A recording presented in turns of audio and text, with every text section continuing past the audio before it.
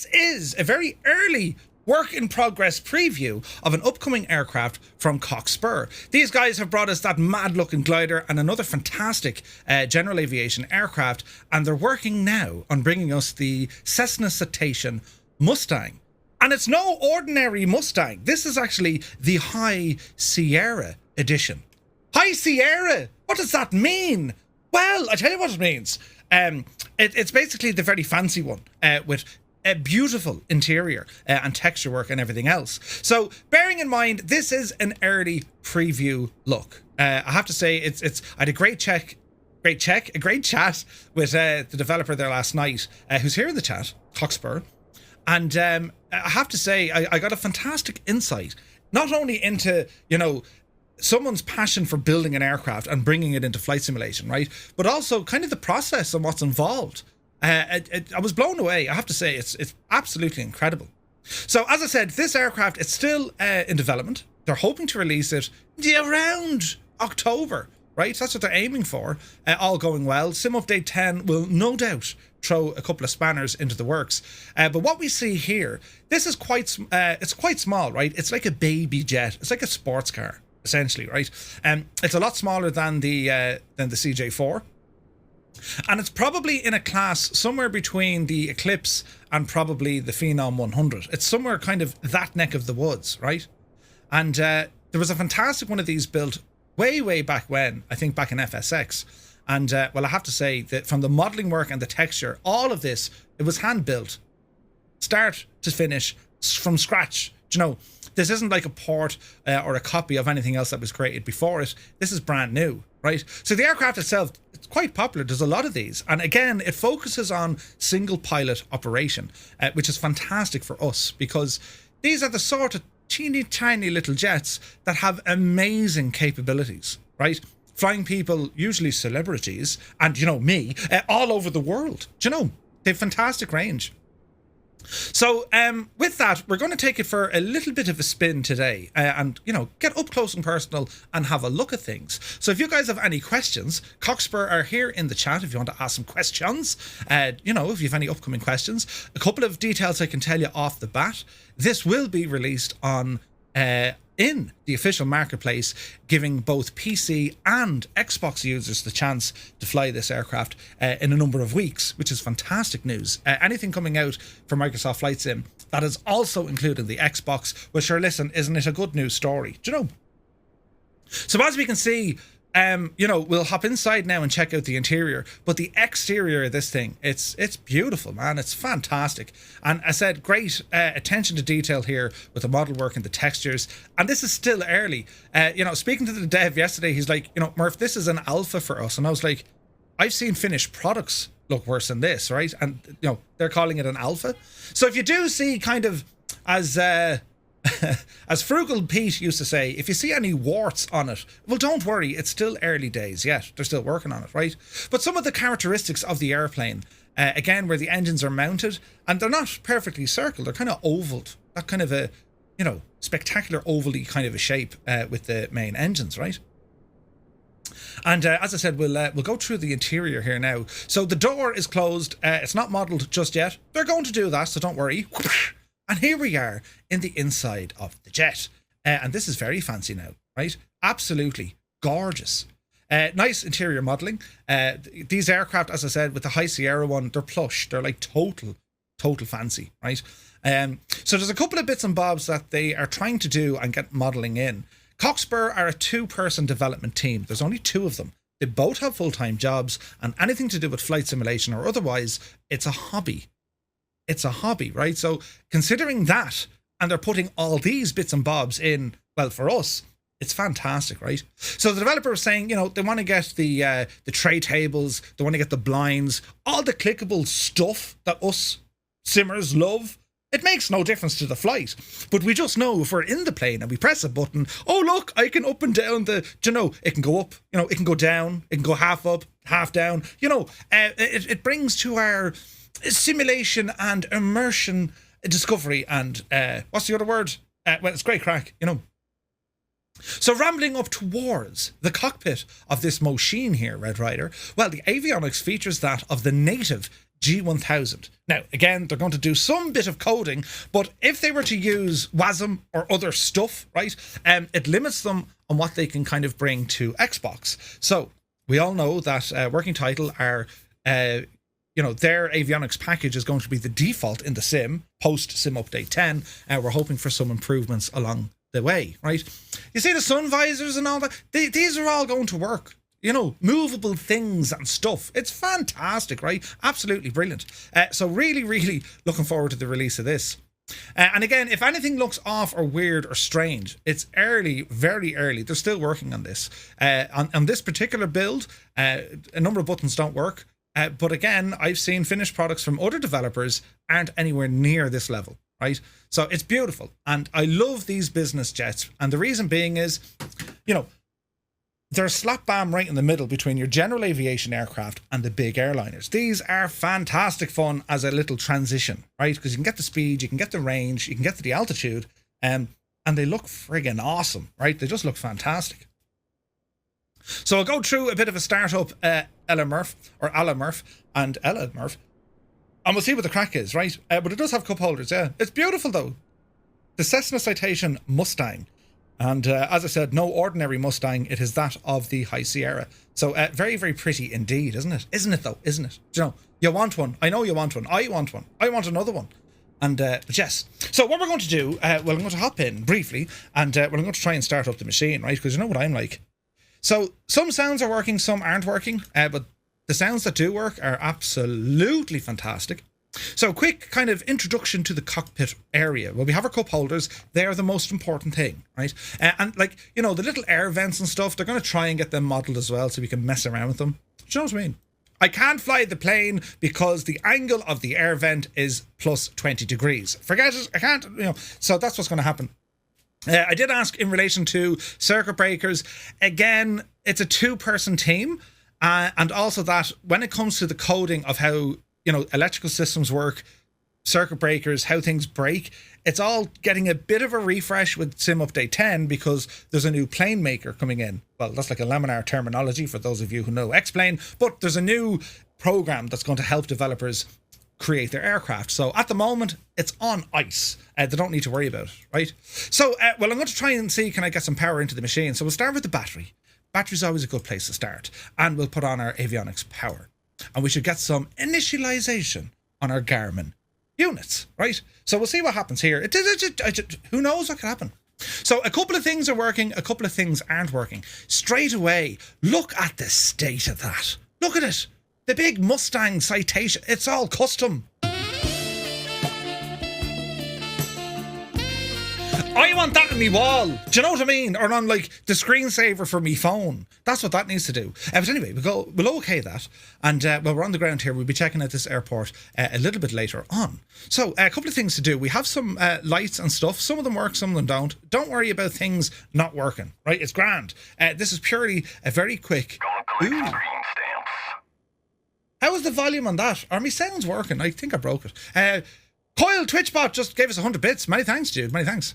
So, we have to see what happens. These aircraft, if you look under the throttles, or as Gibbo once called them, quattles. But if you look under the throttles, I don't know if you can see that. You see the way you have these small switches, right? They're small little levers. Effectively, you'd lift them up, and that would allow you to move the throttle up over the bridge. It's a little bridge, right? But, they're not implemented yet because I would imagine it is painful because the gap between the throttle and the train, mind the gap, and the switch, it's very, very short. So for the moment, I'm just going to click ha and ha. And that should be my fuel, right? And if it's not, I'll press them again just to be sure. Oh, no, it should be grand. It should be grand. If it doesn't work, I'll know what it is, right? So next up, because it is single pilot operation, well, there's not much involved to get the thing moving, right? So fuel boosters can go to normal. And we have some sounds, right? Some sounds. Nothing from outside, but we have some sounds. So what I'm going to do, I'm going to start up one of the engines from the external view so you guys can actually hear what in the name is, right? So we're going to do that. So if I have a look down here, we have our engine start switches, ignition, the whole shebang. So ignition goes to the right, and we're going to go for a start of the engine. And when I do this, I'll disappear me, because who wants to be looking at my face? And we're going to go for a start. So if you hear the audio loop, fear not. So we're going to press this one.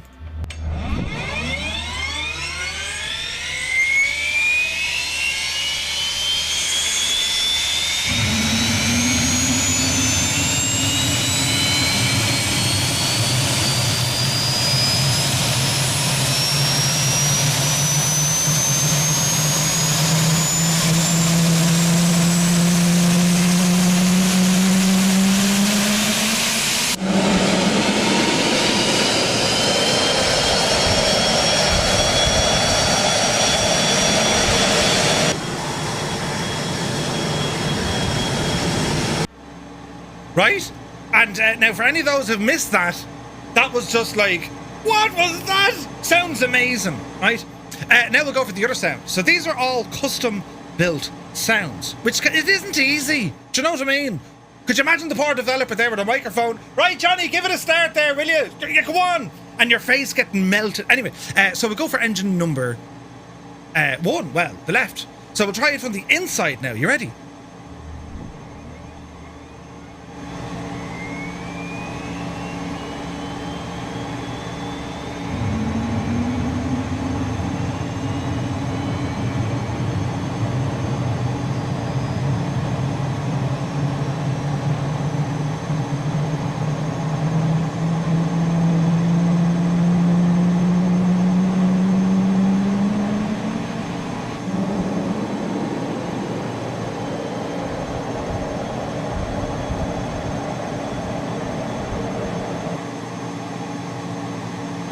All right.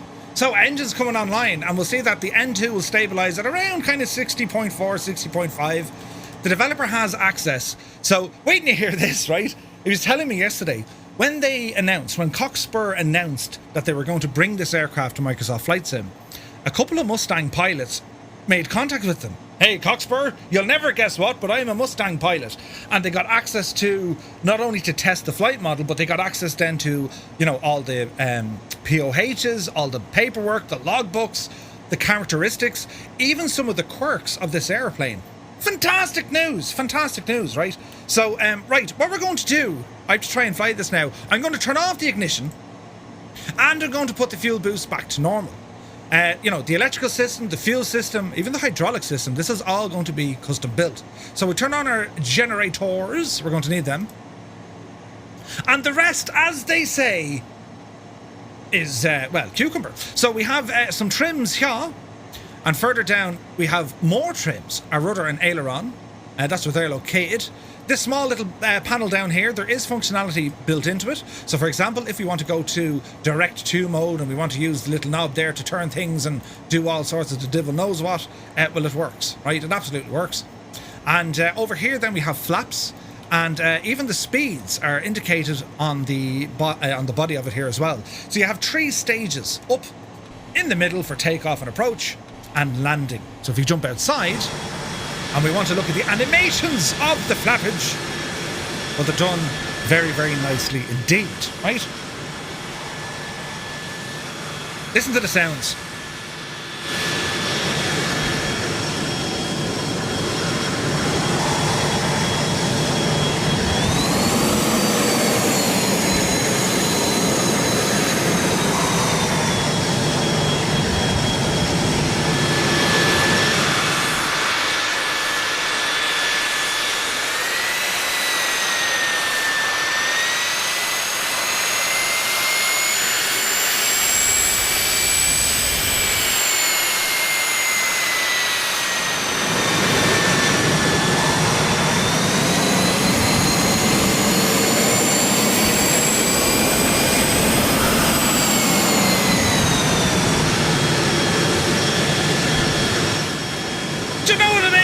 It's fantastic. Now, I see a good question here from Gibbo. So he's asking about, will there be any sort of EFB for charts or state saving?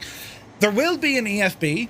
When it comes to charts, there's no promises being made just yet. It's not as straightforward as like getting chart integration. But the likes of, your static elements, your pitot tubes, engine covers, all that sort of jazz, that will be implemented in an EFB, they hope, a little bit later on during the development. The Citation, so the engines on the Citation, they actually do sound like a vacuum. The flying vacuum, or Hoover, as we call it, So what we're going to do, as I said, we're going to try and move. So parking brake comes off. Get the yokage up here, and get a bit of life into the machine. So if I check, do we have lights? We have lights. Okay. So, yeah, let's see what happens here.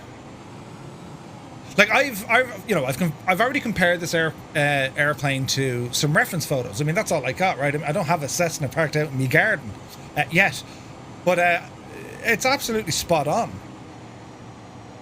And even more interesting, right? when you talk about how aircraft are developed now in Microsoft Flight Sim, Jeppesen 2001, he gave us a great insight, and that's still done today with Two Cats and with Mechanical Madness. They make so much stuff in Blender. You know, Blender is this 3D art thing of Majig, right? But anyway, Cockspur also use Blender. In fact, this entire aircraft was created using Blender. That's fantastic, right? Absolutely fantastic. So we're going to set our takeoff flaps, and I think we'll rotate somewhere around 95 knots. I could be wrong on that, but sure, listen, we'll see. A couple of nice views set up here.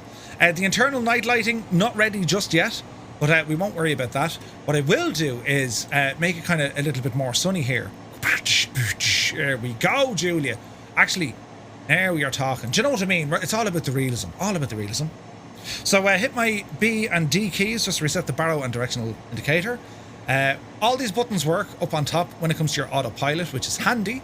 But the plan of attack here is take off, fly a quick circuit, and land again. That's what I'm going to try and do, right? So a bit of volume for the engines, and, well, up and at them.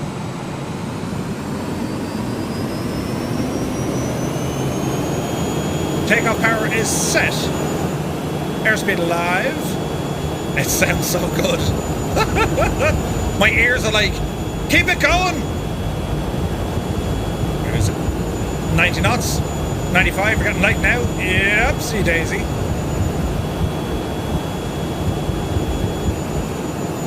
Positive rate of climb and indicating. Gear up. Flaps up. Straight away, the speeds, we're doing about 150, 160 knots, climbing at 15 to 1600 feet per minute. A very, very capable airplane.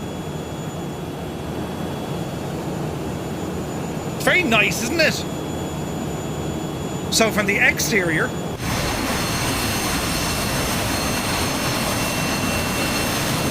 it's the sounds.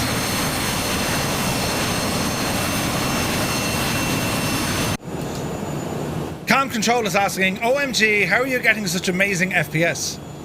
I've developed a very particular set of skills over a very long career.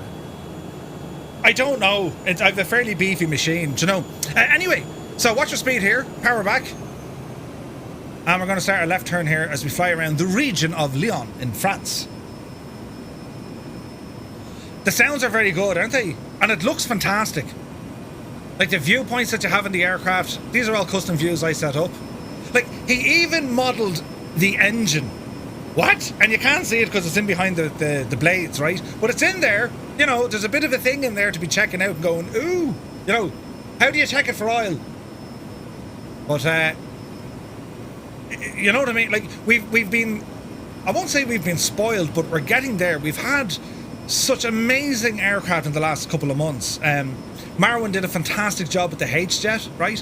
And here's another fantastic airplane getting ready to come out. I mean, look at the state of that. Just see the state of it. Hang on a second. The state of it.